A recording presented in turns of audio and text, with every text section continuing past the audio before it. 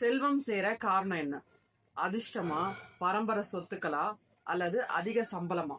இதெல்லாம் துணை காரணங்கள் மட்டும்தான். உண்மையான செல்வத்தின் ரகசியம் நாம பணத்தை எப்படி கையாளுறோங்கிறதுலதான் இருக்கு. It's not about how much we earn, it's all about how well we manage it.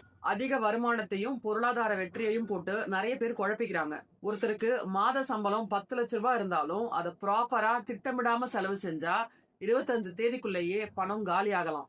நாம பாக்குற பல பேருடைய கதை இதுதான். சில நேரங்கள்ல நம்ம கதையும் கூட. வருமானம்ங்கிறது தொடக்க புள்ளி மட்டும்தான். வருமானம் உயர்ந்தா செலவுகளும் உயரும். கார்கள், கேட்ஜெட்ஸ், பார்ட்டிஸ் இப்படி சொல்லிக்கிட்டே போகலாம். ஆனா சேமிப்பும் முதலீடும் அதே அளவுக்கு அதிகரிக்குதாங்கிறது தான் இங்க கேள்வி. A branded life is not wealth, a balanced life is. பணத்துக்காக நாம வேலை செய்யறோமா அல்லது நம்ம பணம் நமக்காக வேலை செய்தாங்கிறத யோசிச்சா ஒரு உண்மை புரியும். ஒரே ஒரு வருமானம் மீது நம்பிக்கை வைக்கும் வாழ்க்கைங்கிறது பேஸ்மெண்ட் வீக்கான பில்டிங் மாதிரி. ஆனா rental income, entrepreneurship, passive income streams இது போன்ற வழிகளில் வருமானம் சேரும் போதுதான் பணம் நமக்காக வேலை செய்ய ஆரம்பிக்குது.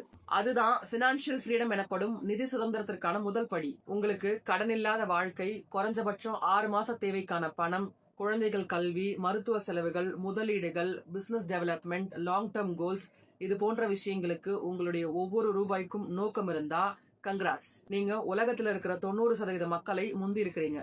இன்னைக்கு ஒரு கேள்வி நீங்களே உங்களை கேட்டுக்கோங்க. நீங்க உங்க பணத்தை கட்டுப்படுத்துறீங்களா அல்லது உங்க பணம் உங்களை கட்டுப்படுத்துதான்னு? Earn with purpose, spend with sense, invest with vision.